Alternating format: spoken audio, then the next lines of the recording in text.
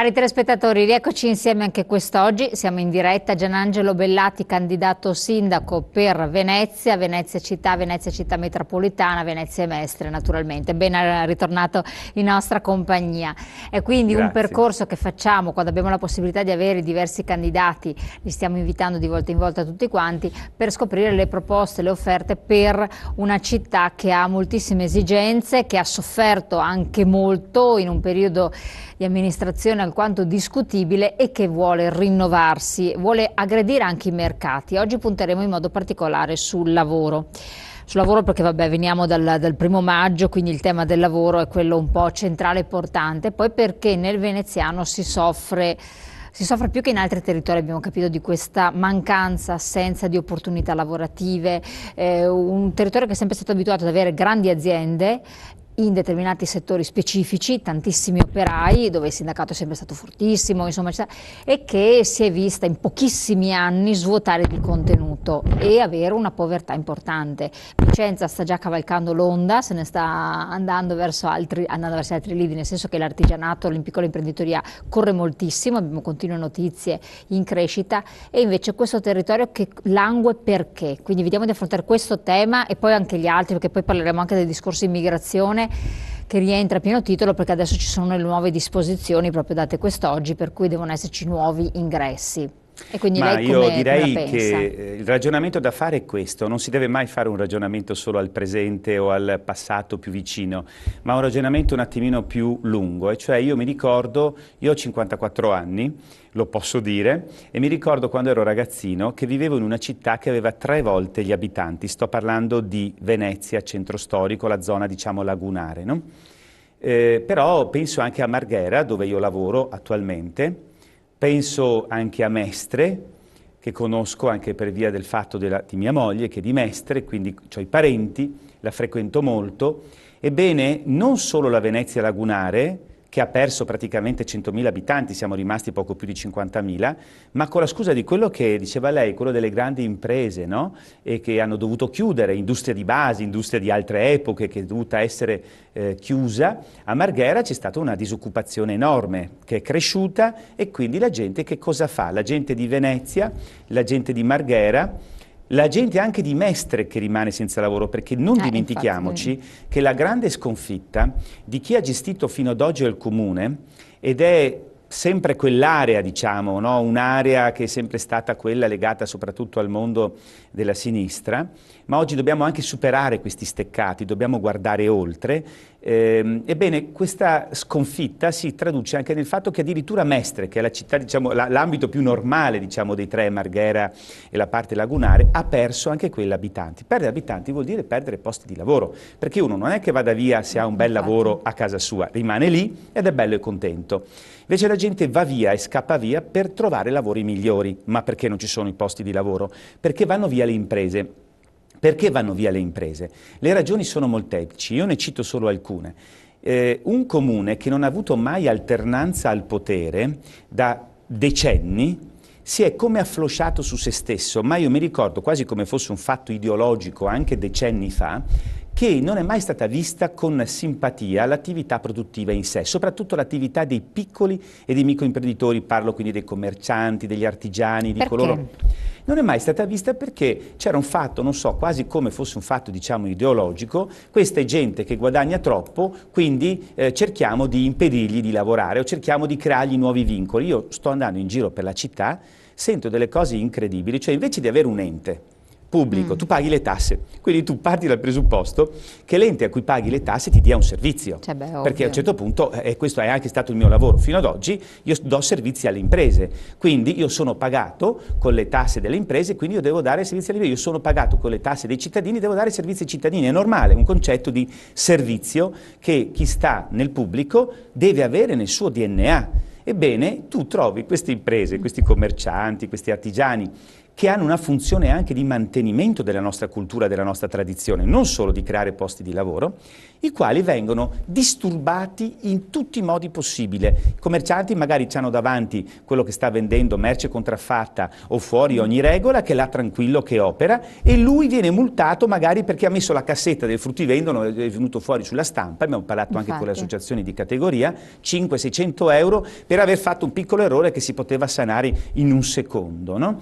Quindi i problemi burocratici, qualcosa che non costa nulla, è la semplificazione amministrativa, anzi la semplificazione amministrativa costa di meno alla pubblica amministrazione, eppure tutto è complicato, tutto è difficile.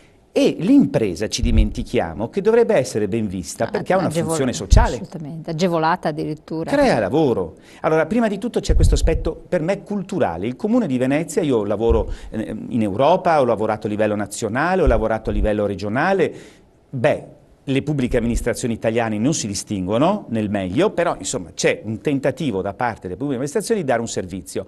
Nel Comune di Venezia vedo che invece ci si è abituati a creare solo degli ostacoli e questo non va assolutamente bene.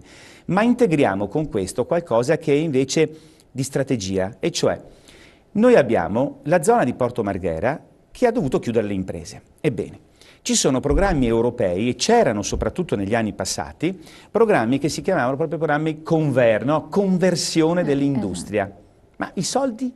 Perché non abbiamo fatto progetti, la nostra pubblica amministrazione comunale, per guadagnare tanti programmi tanti progetti di conversione industriale? Perché? Secondo me è incompetenza, a volte a me... Quindi non c'è proprio non c'è un utilizzo, non è che sono state tentate delle vie, poi mancavano, no. No, secondo me si tratta soprattutto così anche della mancanza di strategia, no? Tu sai che hai bisogno dell'Europa perché l'Europa ha soldi, oggi fra l'altro gli unici soldi ormai che noi abbiamo, noi paghiamo solo il 2% delle tasse all'Europa, però l'Europa ci mette a disposizione dei pacchetti di miliardi di euro molto importanti come Veneto, no?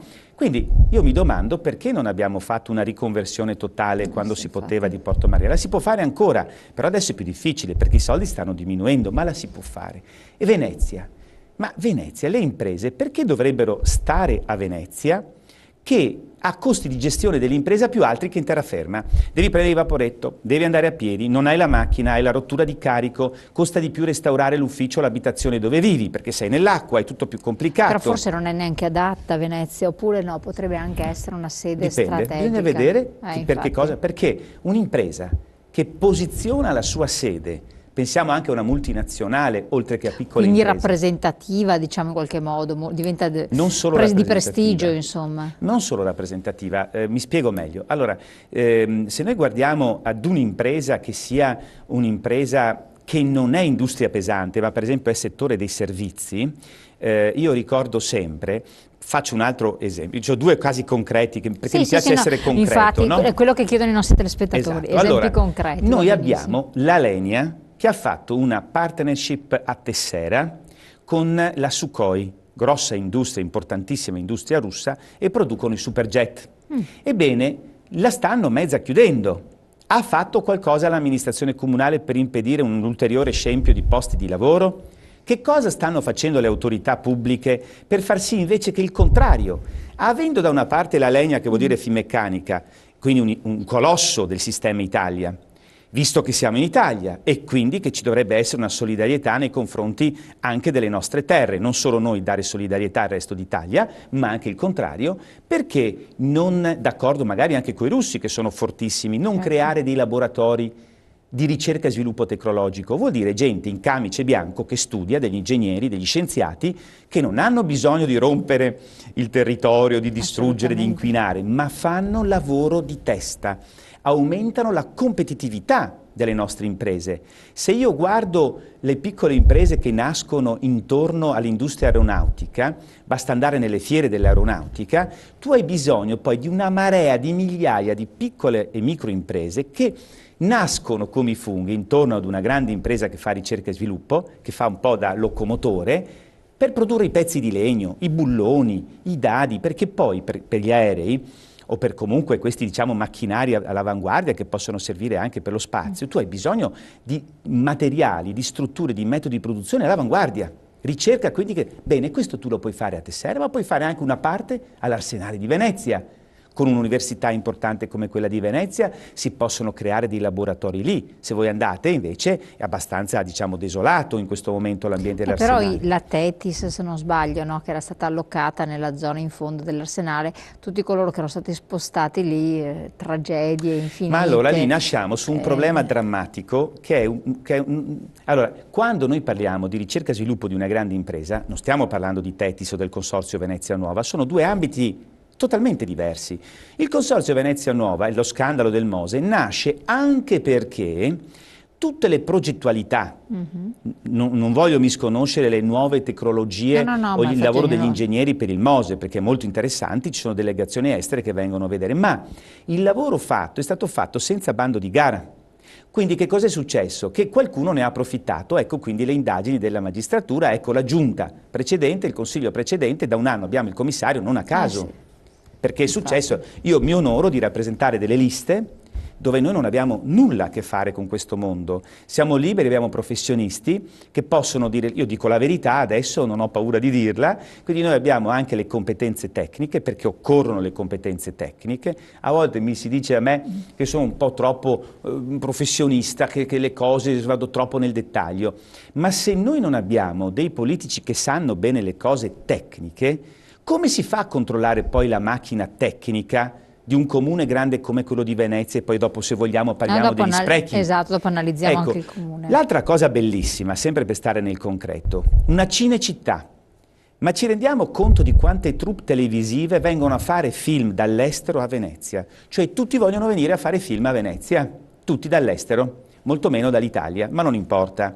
Allora, io dico, non abbiamo strutture neanche per ospitare questa gente, ma soprattutto possiamo solo lasciare alla Camera di Commercio e alla Regione il compito di sviluppare l'industria cinematografica? Cosa facciamo noi come comune? C'era una Venice Film che doveva... Ma sì, ma sono fatte dalla Regione, dalla Camera di Commercio. E perché non c'è il Comune che mette a disposizione degli spazi, per esempio all'Arsenale, o a seconda del tipo di film o di esigenza anche a Marghera, recuperando tutti e dando posti di lavoro? Pochi sanno che con 100.000 euro, dati per la produzione di un film, tu porti studi fatti dalla Camera di Commercio di Venezia, precisissimi, tu porti a casa circa 2 milioni di euro di investimenti. 100.000 euro porti 2 milioni. Perché? Perché non hai bisogno solo della troupe come voi qui che avete la telecamera, gli specialisti dei registi del settore. Hai bisogno degli artigiani, hai bisogno della gente che lavora per creare il contesto, per dare il materiale, per offrire tutti i servizi e quindi anche il settore dei servizi oltre che il settore artigianale. L'Arsenale che non ha una cittadella dell'artigianato dove aiutare i nostri artigiani che stanno tenendo in piedi le nostre tradizioni. Cioè il settore dell'artigianato non è solo importante perché crea posti di lavoro, ma in un certo senso dovrebbe essere aiutato perché ti mantiene anche quella cultura e quella tradizione per cui arriva il turismo. Ma i film poi tu li puoi utilizzare perché promuovi Venezia e il Veneto nel mondo, aumenti i turisti nell'area veneta, non solo in quella veneziana, e poi magari c'è anche il problema dei flussi turistici da regolamentare per quanto riguarda la città di Venezia. Quindi ogni cosa è interrelata, ma c'è un minimo comune denominatore: creare nuove aziende, creare posti di lavoro, impedire che i nostri figli debbano lasciare la città. Abbiamo anche un'università che sforna un sacco di laureati, no? E anche di un certo livello, tra l'altro abbiamo il prestigio delle lingue, per esempio, che adesso potrebbe essere un volano. Ma mica restano qui.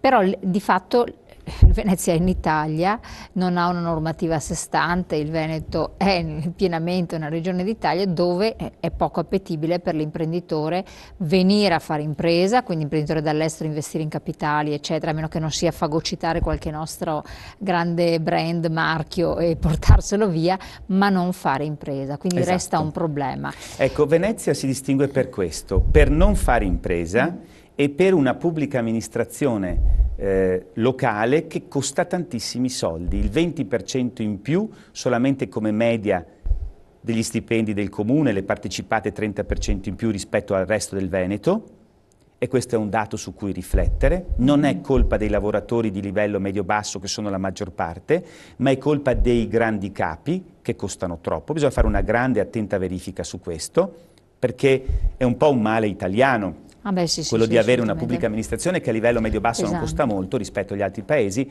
ma c'ha i dirigenti che hanno dei differenziali, diciamo, di stipendio troppo alti, anche rispetto ai dipendenti locali, ma anche rispetto alla media dei dirigenti negli altri paesi europei. Ma Venezia ancora di più. E poi la mancanza di posti di lavoro. Questo ci Quindi è un porta... contrasto pazzesco, un divario Esatto, incredibile. questo ci porta sul secondo punto del nostro programma, dopo quello di pulizia, trasparenza, avere gente a livello politico e burocratico che è al servizio di chi paga le tasse, al fattore della specialità di Venezia, che non è riconosciuta di fatto. Noi avevamo la legge speciale. Legge speciale, sì, sì, Ma intanto la legge assolutamente. speciale è andata soprattutto a vantaggio delle grandi opere, fra cui il Mose, non a vantaggio dei singoli cittadini.